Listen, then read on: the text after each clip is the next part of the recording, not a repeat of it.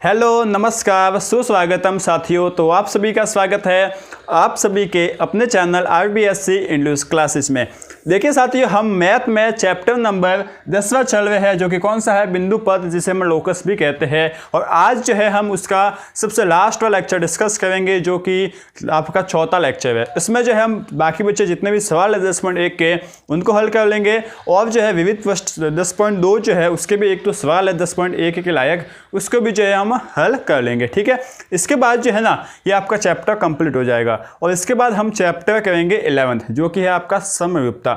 लेकिन उससे पहले, जैसे कि मुकेश जी ने शायद बताया था कि हमें सर्वांग क्षमता अच्छे से नहीं आती, तो उसके ऊपर एक दो वीडियो बनाइए। तो हम जो है वही कोशिश करेंगे, इसके बाद सर्वांग क्षमता के ऊपर वीडियोस बना लेंगे, ताकि आपको जो है ना 10वां और 11वां चैप्टर पूरा सर्वांग क्षमता के ऊपर है। इससे जो है 10वां और 11वां चैप्टर अच्छे से समझ में आ जाएगा। ठीक है दोस्तों, तो आप जो है उस सर्वांग क्षमता वाले चैप्टर को भी अच्छे से समझना। यदि आपने 9th में अच्छे से पढ़ रखा तब तो पढ़ने की जरूरत नहीं है, लेकिन आपको लगता है कि हम थोड़ा बहुत समझ लेते हैं क्या होता है सर्वांग क्षमता, इसके ऊपर सवाल कैसे बन जाते हैं, तो वो भी जो है हम डिस्कस कर लेंगे। ठीक है, तो फिलहाल तो हम 10.1 डिस्कस करते हैं इस अध्याय 10 में। ठीक है दोस्तों, तो चलिए दोस्तों आज का पहला सवाल करते हैं, जो कि आज का सवाल है छठा। तो चलिए स्टार्ट करते हैं। देखिए दोस्तों, छठा सवाल आपको क्या बोला है, आपको बोला है दी गई आकृति में उभयनिष्ठ आधार BC पर रेखा BC के विपरीत दो और समद्विबाहु त्रिभुज PBC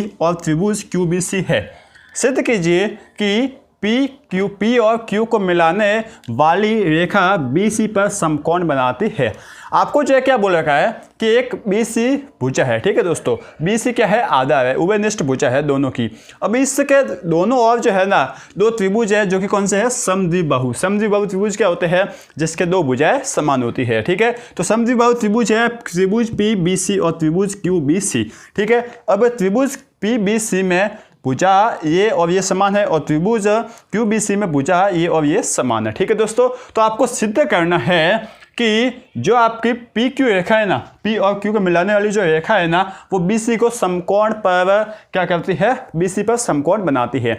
BC पर समकोण बनाती है, इसका मतलब क्या है कि देखिए ये आपकी रेखा है। ठीक है, अब आप बोलते हो कि लंब समद्विभाजन, क्या बोलते हो, लंब समद्विभाजन। तो लंब समद्विभाजन का मतलब क्या होता है कि यहाँ पर जो है ना ये जैसे कि BC रेखा है, तो यह रेखा जो है ना इस BC पर समकोण पर काटेगी। तो लंब समद्विभाजन और समकोण बनाना जो है, किसी रेखा का लंब समद्विभाजन कहो या समकोण बनाना, दोनों एक ही होता है। ठीक है, लंब समद्विभाजन भी जो है ना बीच में से काटता है और समकोण बनाता है। उसी तरीके से समकोण बनाना भी ये होगा कि बीच में से काटेगा और समकोण बनाएगा। तो इसका जो है आपको दूसरा कोई मतलब नहीं निकालना कि समकोण बनाएगा मतलब 90 डिग्री तो होगा, सिंपल सी बात है। लेकिन आपको जो है कंफ्यूज यहाँ पे होने का है नहीं। ठीक है, तो ये आप समझ गए हो। अब जो है इसको किस तरीके से करना है वो देखना है। सबसे पहले तो इस सवाल में जो दे रखा है ना वही आपको लिखना है। सबसे पहले आप क्या लिखोगे, दिया है क्या आपको दे रखा है, आपको जो है ना क्या दे रखा है, समद्विबाहु त्रिभुज PBC और QBC दे रखा है। ठीक है दोस्तों, तो समद्विबाहु त्रिभुज, या फिर आप क्या लिख लोगे, देखिए भाषा नहीं लिखना चाहते ना अपना, तो क्या लिखोगे, त्रिभुज PBC और त्रिभुज QBC है। ठीक है, और इसमें जो है आपका देखिए PB बराबर है PC के। ठीक है, अब इसका यही मतलब हो गया कि PBC त्रिभुज है ना वो समद्विबाहु है। इसके साथ ही आपका QB जो है वो बराबर होगा QC के। ये भी जो है आपने लिख लिया। ठीक है, तो ये जो है आपने पूरी इन्फॉर्मेशन तो लिख ली कि क्या दे दिया है। अब आपको जो है ना क्या करना है, देखिए दोस्तों यह जो रेखा है ना इसको आप नाम दे दो L। ये जो रेखा जा रही है ना वो नाम दे दो उसको L। ठीक है दोस्तों, अब देखिए हमने जो है क्या लिख लेंगे कि इसके बाद आपको सिद्ध करना है। तो हम जो है हमें सिद्ध क्या करना है वो भी लिख लेते हैं। ठीक है, कि सिद्ध में जो है वो क्या करना है, सिद्ध करना है। अब सिद्ध में जो है वो क्या करना, देखिए सिद्ध में यह करना है कि जो P और Q को मिलाने वाली रेखा होगी ना वो BC पर समकोण बनाती है। इसका मतलब क्या होगा कि आप लिख लो P और Q को मिलाने वाली रेखा, आपने जो है ना जो दे रखा सवाल में वही लिखना है, P और Q को मिलाने वाली रेखा बी सी पर समकोण बनाती है।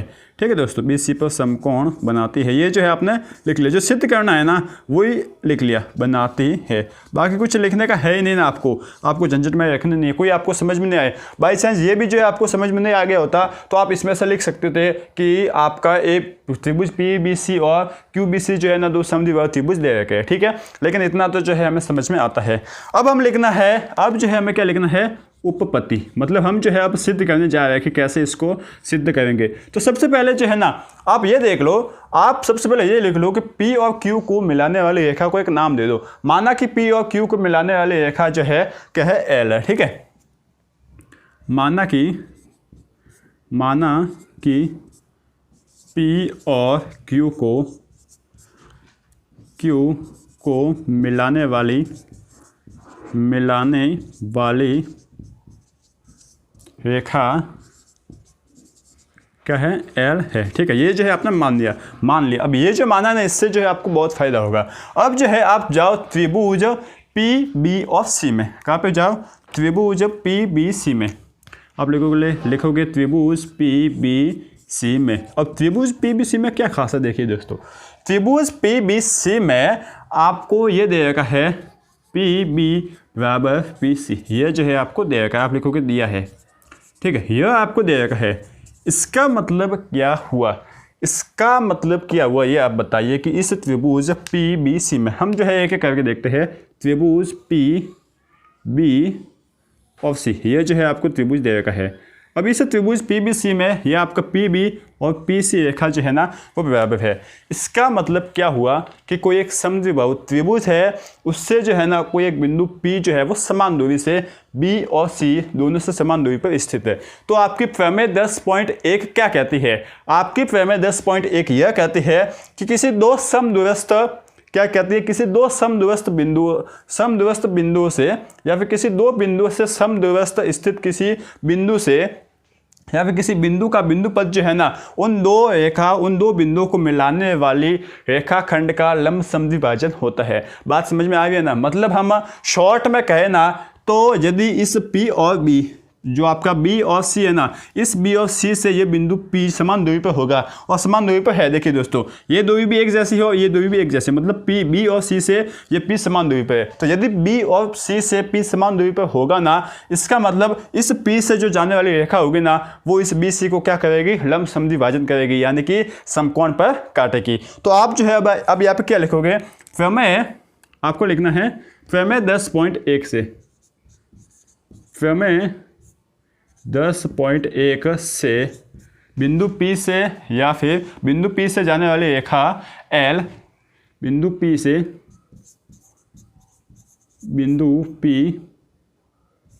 से जाने वाली रेखा L जो है ना वो क्या करेगी, आधार या फिर BC को समद्विभाजित करेगी, लंब समद्विभाजन। ठीक है दोस्तों, लंब समद्विभाजित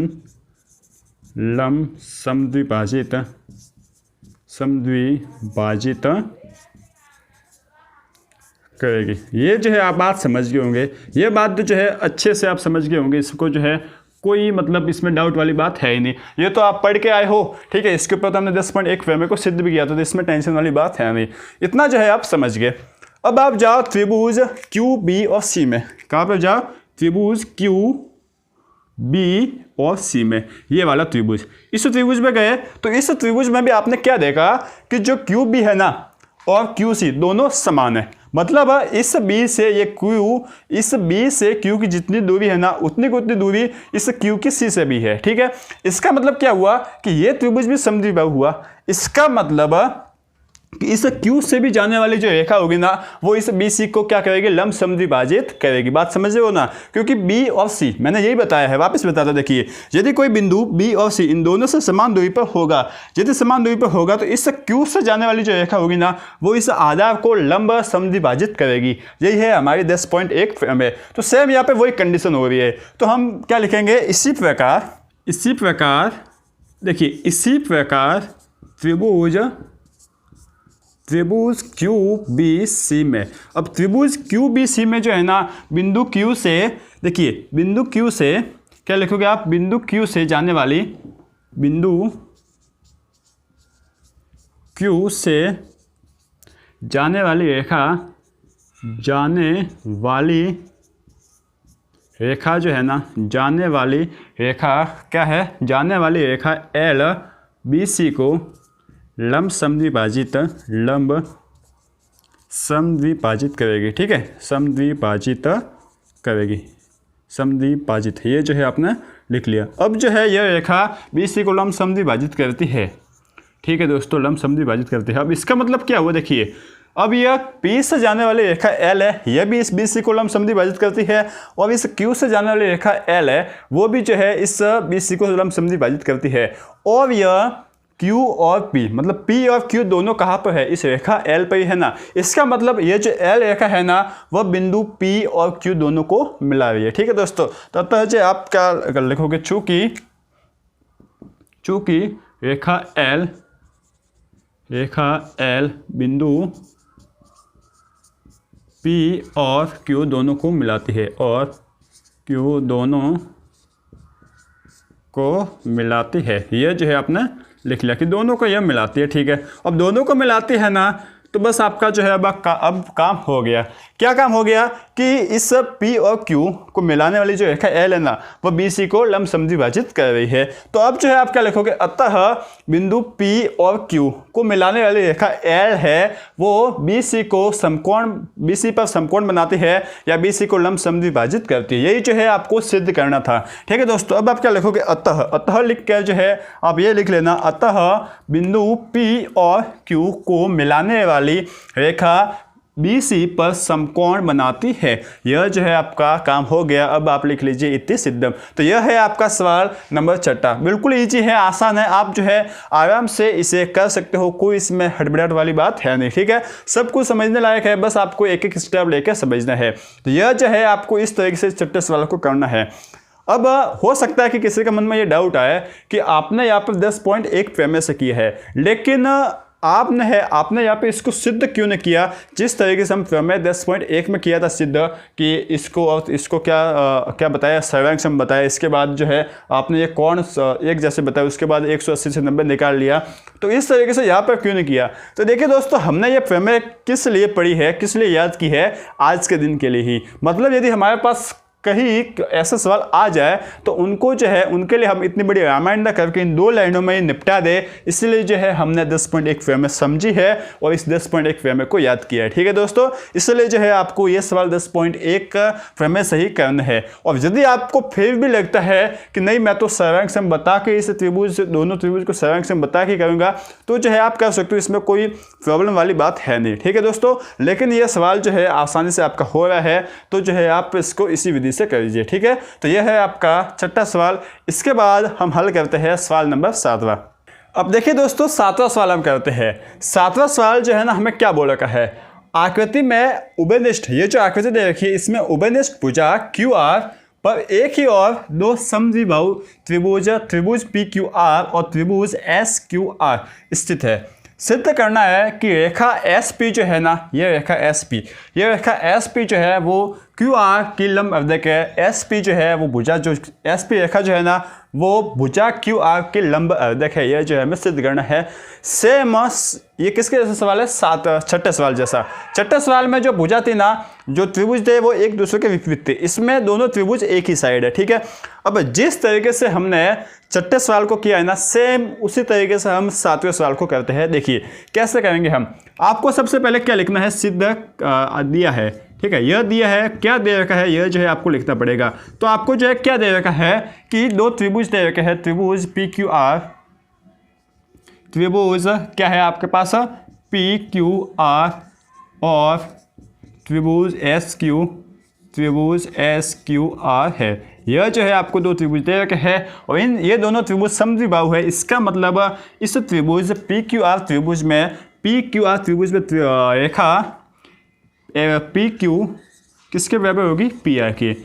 ये जो है दोनों रेखाएं बराबर होगी। इसी तरीके से त्रिभुज SQR में रेखा SQ ये किसके बराबर होगी, रेखा एस आर के। ठीक है दोस्तों, तो ये दोनों रेखाएं जो है वो क्या है, आपस में बराबर है। ठीक है, मतलब समद्विबाहु लिखो या इस तरीके से लिखो, दोनों की बात एक ही है। सेम ऐसे हमने छठे सवाल में किया था। इसके बाद जो है ना, आप क्या लिखोगे, सिद्ध करना है। आपको क्या सिद्ध करना है, ये भी तो लिखना पड़ेगा ना, सिद्ध करना है। यह जो है आपको सिद्ध करना है। क्या आपको सिद्ध करना है, आपको सिद्ध करना है कि रेखा एस पी क्यू आर के लंब रेखा है, लंब अवधक है। रेखा एस पी क्यू आर की लंब अवधक है, लंब अवधक है। यह जो है आपको करना है सिद्ध। ठीक है दोस्तों, तो हम सिद्ध अभी कर लेंगे फटाफट। देखिए अब आपको क्या लिखना है, उपपत्ति। आपको जो सवाल मुंह जुबानी आपको याद हो जाएगा। देखिए दोस्तों, अब आप लिखोगे उपपत्ति। उपपत्ति, उपपत्ति में आपको क्या, छठे सवाल में आपने क्या किया था, माना था ना, तो यहाँ पर भी मान लीजिए। माना कि बिंदु एस और पी, बिंदु एस और पी को मिलाने वाली रेखा। ठीक है, इनको मिलाने वाली जो रेखा है, मिलाने वाली रेखा। देखिए वहाँ पे इन दोनों को मिलाने वाली रेखा हमने क्या माना था, एल माना था ना, यहाँ पर इसको एस पी मान लीजिए, रेखा एस पी है। ठीक है, इस एस और पी बिंदु को मिलाने वाली रेखा को हमने एस पी मान लिया, तो रेखा एस पी है। ठीक है दोस्तों, ये जो है आपने मान लिया, बस आपका काम हो गया। अब सबसे पहले आप चाहोगे त्रिभुज, त्रिभुज क्या लिखोगे, त्रिभुज पी क्यू, त्रिभुज पी क्यू आर में। इस त्रिभुज पी क्यू आर में क्या है कि आपका जो पी क्यू है वो किसके बराबर है, पी आर के। यह जो है आपको दिया है। ठीक है दोस्तों, यह आपको क्या है, दिया गया है।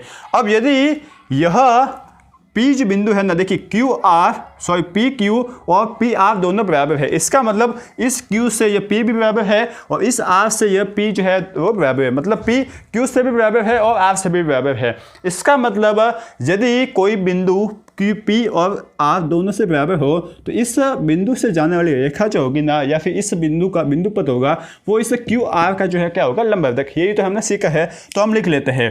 प्रमेय क्या लिखेंगे, देखिए प्रमेय 10.1 से, प्रमेय 10.1 से बिंदु पी से जाने वाली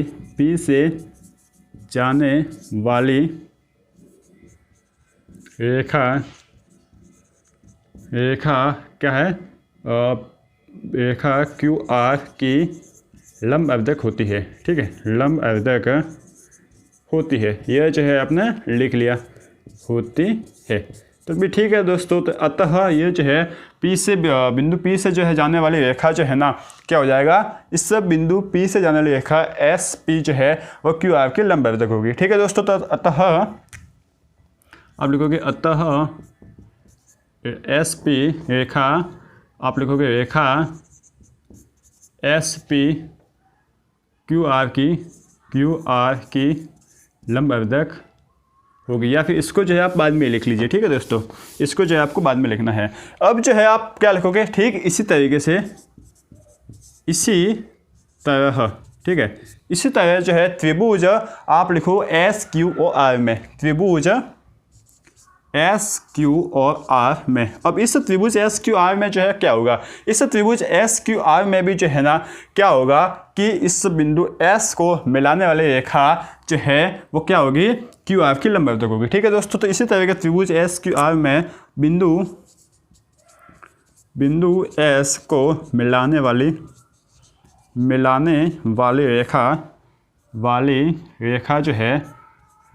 रेखा जो है वो क्यू आर की लंब अवधक होगी। ठीक है, क्यू आर की लंब अवधक होगी। यह जो है आपने लिख लिया, लंब अवधक होगी।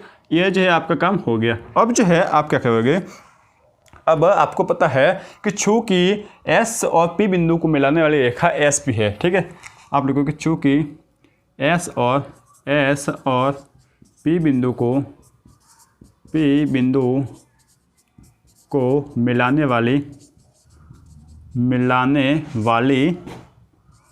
रेखा जो है, मिलाने वाली रेखा क्या है, एस पी है। बस ये जो है आपने लिख लिया कि चूंकि एस और पी को बिंदु एस और पी को मिलाने वाली रेखा एस पी है, अतः क्या लिखोगे आप, अतः रेखा एस पी भुजा क्यू आर को लंब समद्विभाजित करेगी, या बिंदु अतः रेखा एस पी क्यू आर की लंब अवदक है। ठीक है दोस्तों, सिंपल सी बात है। आप लिख लोगे, आप क्या लिखोगे, अतः रेखा एस पी क्यू आर की लंब अवदक है। ये जो है आप लिख लोगे कि जो एस पी है ना वो क्यू आर की लंब अवदक है, और यदि एस पी क्यू आर की लंब अवदक है तो यही हमें जो है सिद्ध करना था। तो आप लिखोगे इति सिद्धम, क्या लिख लोगे, इति सिद्धम, यही जो है हमारा सिद्ध हो गया। बस जो है ये हमारा आंसर हो गया। इस तरीके से इस सवाल को करना है। सेम आपका छठा सवाल है। आपको जो है मैं आपको फ्लो बता रहा हूँ कि किस तरीके से सवालों को किया जाता है। एक की पैटर्न आपको बता रहा हूँ, उसी पैटर्न से जो है आपको करना है। ठीक है, 5 तक आपके पैटर्न अलग थे, लेकिन अब जो है पैटर्न छठे और सातवें सवाल में बिल्कुल एक ही जैसा है। तो इसको जो है आप एक बार देख लीजिए। इसके बाद हम हल करते हैं सवाल नंबर 8वां। अब देखिए दोस्तों, सवाल नंबर 8वां, यह सवाल जो है आपको क्या बोल रहा है, इस आकृति में कोण P का अवदक PS। ठीक है दोस्तों, कोण P का अवदक PS जो है ना, हम PS खींच लेते हैं, यहाँ पर नहीं खींचा मैंने। कोण P का अवदक जो PS है ना, ये कोण P का अवदक, ठीक है, कोण P का अवदक PS भुजा QR को बिंदु S पर प्रतिच्छेद, ये जो भुजा QR है ना, इसको S पर प्रतिच्छेद करता है, और जो SN लंब है QR PQ, सॉरी, जो SN है ना, ये SN PQ भुजा है ना, इसके ऊपर लंब खींचा गया है। मतलब ये जो कोण है वो 90 डिग्री का बना है। उसी तरीके से जो SM भुजा है उसको PR पर लंब खींचा गया है। जो SM भुजा है ना, उसको PR पर लंब खींचा गया है। तो आपको जो है ना क्या सिद्ध करना है कि सिद्ध कीजिए कि SN वो बराबर होगा SM के। ठीक है दोस्तों, इस तरीके से इसको सिद्ध करना है। अब इसमें खास बात क्या है कि इसको जो है हम किसी प्रमेय से सिद्ध नहीं करेंगे, इसको हम सिद्ध करेंगे सर्वांग समता से। मतलब यह सवाल जो है आपको क्लास 9th के सर्वांग समता का ही है। इसमें कुछ 10वीं जो आपकी 10वीं क्लास है, 10वीं क्लास के 10वें चैप्टर का कुछ इसमें एक अंश भी नहीं है। देखिए क्या दे रखा है, आपको जो है सबसे पहले लिखना है, दिया है, क्या दिया है, यह जो है आपको लिखना है। आप लिखोगे दिया है। अब क्या दिया है, देखिए आपको यह दिया है कि कोण P का अवदक, कोण P का अवदक जो है वो क्या है, PS है। यह जो है आपको दे रखा है। साथ ही साथ जो है ना वो आपको दे रखा है कि SN लंब है PQ पर, और जो SM लंब है PR पर। यही जो है आपको दे रखा है। ठीक है, अब जो है आपको सिद्ध क्या करना है वो देखना है। आपको सिद्ध करना है, आप लिखोगे सिद्ध करना है। सिद्ध क्या करना है ये भी जो है आपको लिखना पड़ेगा। तो आप लिखोगे सिद्ध करना है, सिद्ध करना है। क्या सिद्ध करना है, आपको यह सिद्ध करना है कि SN और SM दोनों भुजाएं आपस में बराबर है। अब कैसे बराबर होगी, इसको जो है 2 मेथड है। एक मेथड आपका प्रमेय वाला है जो कि एक लाइन में कंप्लीट होता है, तो वो हमें करने की जरूरत नहीं है। हम इसको करेंगे सर्वांग समता के आधार पर। सर्वांग समता के आधार पर हम करेंगे तो सबसे पहले हम यहाँ पे लिखेंगे उपपत्ति। क्या लिखेंगे, उपपत्ति। ठीक है, अब उपपत्ति लिखकर जो है ना हम क्या करेंगे, देखिए आपको जो है ना सर्वांग सम सिद्ध करना है इस भुजा SN और SM पर। मतलब SN और SM दोनों को बराबर बताना है। ठीक है, अब यह SN भुजा जो है वो किस त्रिभुज में आती है, ये देखिए पहले। देखिए ये SN भुजा यही है ना, ये किस त्रिभुज में आई, ये त्रिभुज लिया आपने, एक ये जो आप लाइन खींची, और ये मतलब त्रिभुज किस में आ रहा है, कौन से त्रिभुज में आ रहा है, PNS, इस त्रिभुज में आ रही है। ठीक है, अब जो आपके SM भुजा है वो किस त्रिभुज में आ रही है, देखिए एक ये लाइन ली आपने, इसके बाद ये ली, और इसके बाद ये ली। ठीक है, 3 जो है आपने भुजा ली, तो यह SM भुजा किस में आ रही है, त्रिभुज PMS में। ठीक है, मतलब SN भुजा त्रिभुज PNS और SM भुजा त्रिभुज PMS में आ रही है। तो यदि हम इन दोनों त्रिभुजों को सर्वांग सम बता देते हैं, तो सर्वांग सम बताने के बाद हम सिंप्लिसिटी के मुताबिक, देखिए दोस्तों सर्वांग समता का सिंपल सा मतलब ये होता है कि यदि कोई 2 त्रिभुज सर्वांग सम है, जैसे कि यह त्रिभुज है, ठीक है, ये दोनों त्रिभुज ABC ये भी है आपका PQR। तो यदि हम इन दोनों त्रिभुज को सर्वांग सम बता देते हैं ना, इसका मतलब इन दोनों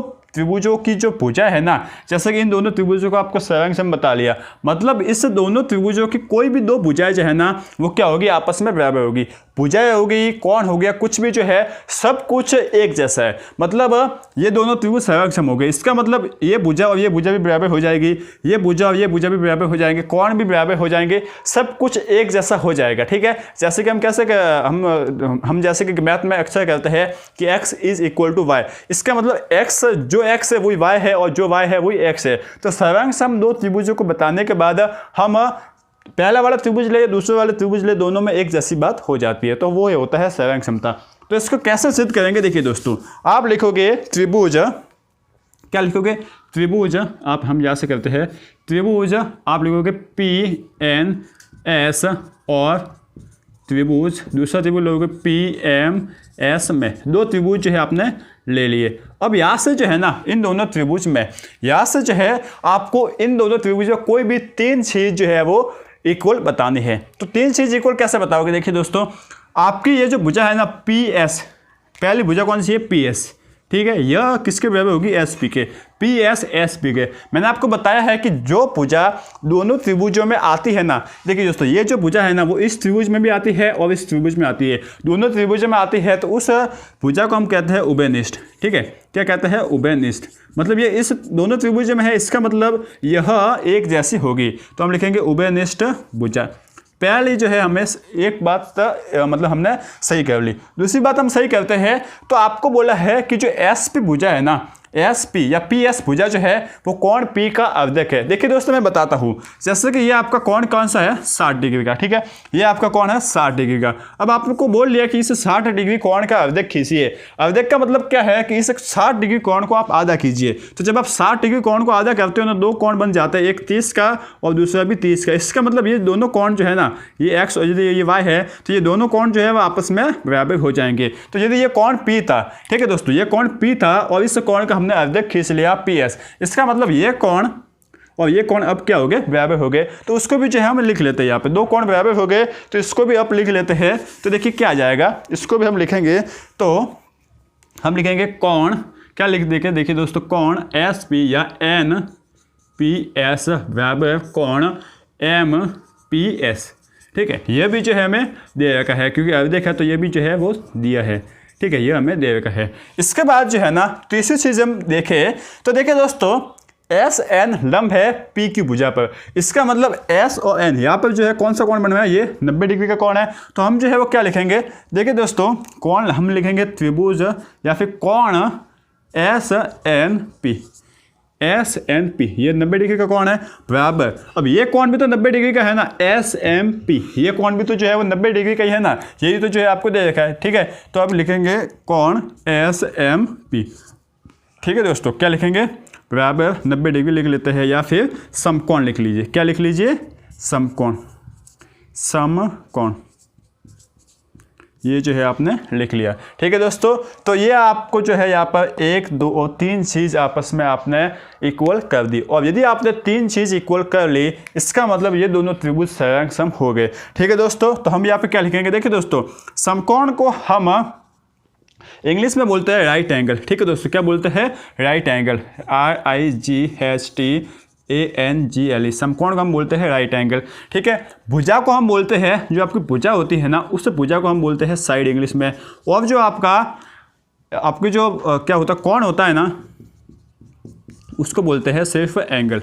ठीक है, ANGLE। तो ये जो है आपको याद रखना है कि कोण को हम एंगल बोलते हैं, आपका समकोण होता है उसको हम राइट एंगल बोलते हैं, और भुजा को हम बोलते हैं साइड। ठीक है दोस्तों, तो यहाँ पर सारांश सम कौन सा लगेगा, देखिए दोस्तों, आपका कौन सा सारांश सम लगा है, S या फिर R।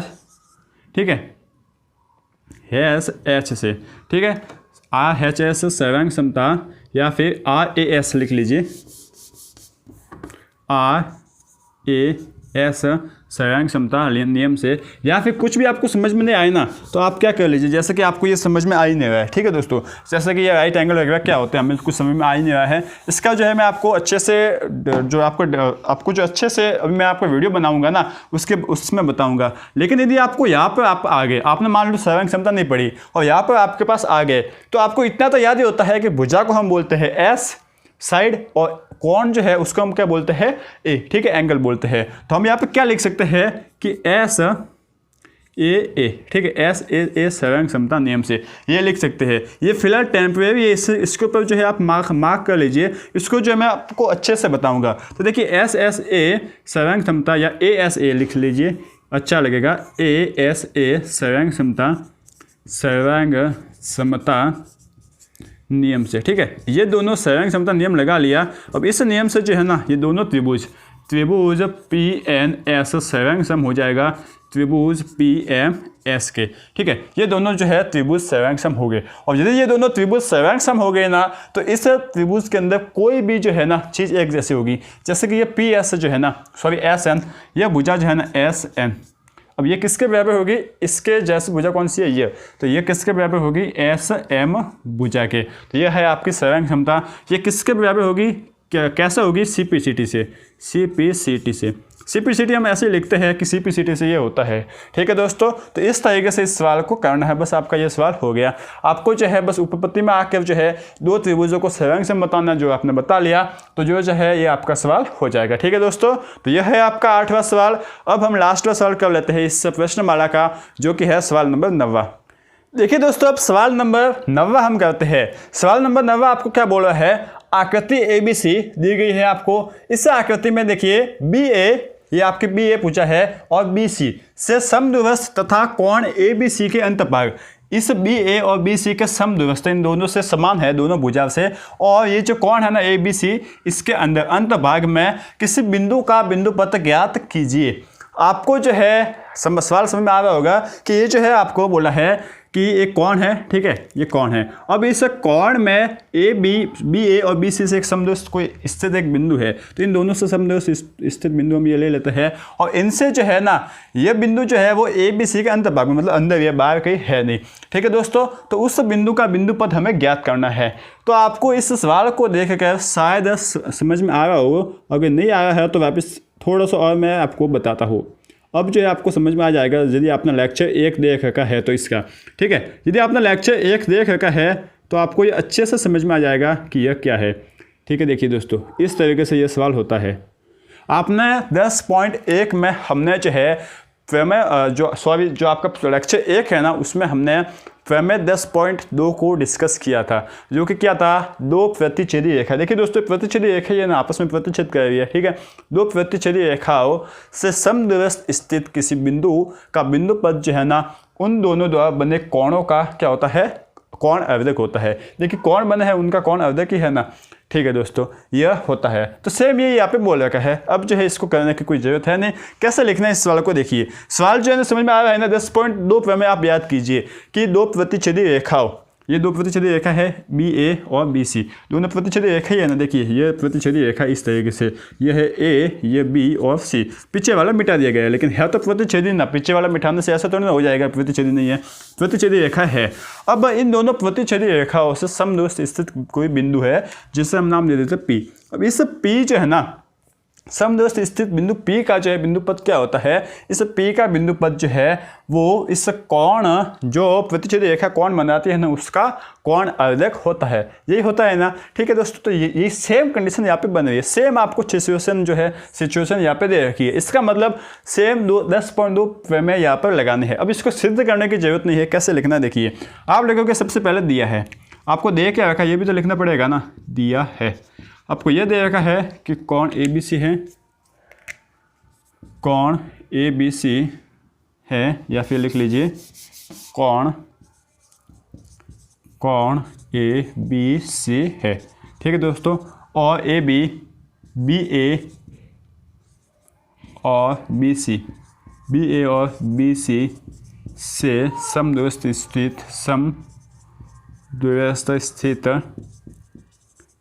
स्थित बिंदु क्या है, P है। ये जो है आपको दे रखा है। अब जो है आपको रचना वगैरह करनी है, या फिर नहीं करोगे रचना कर लेते हैं, ठीक है दोस्तों। रचना हम जो है कर लेते हैं, इतना तो जो है हमें करना जो है बनता है। रचना बिल्कुल ही जो है शॉर्ट में नहीं होगा। तो देखिए रचना जो है हम लिखेंगे, तो बिंदु P से जो है ना, बिंदु P से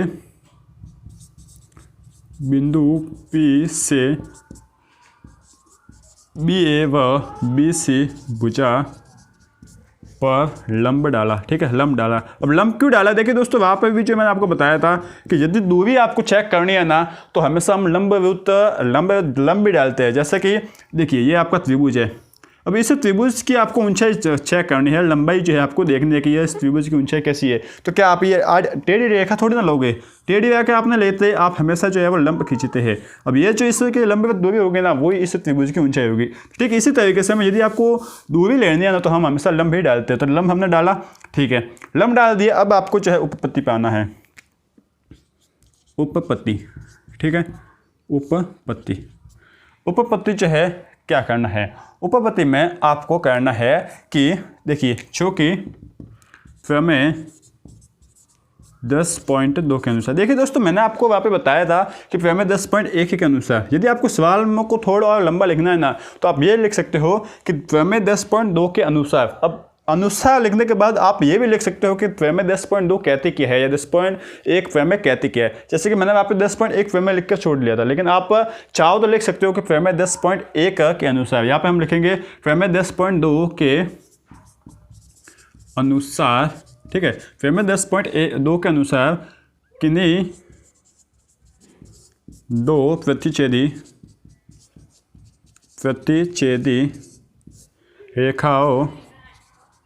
रेखाओं से समद्विव्यस्त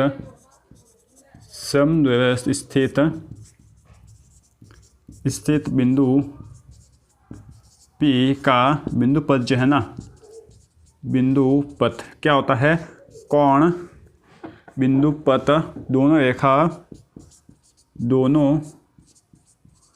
रेखाओं द्वारा बनाए कोण का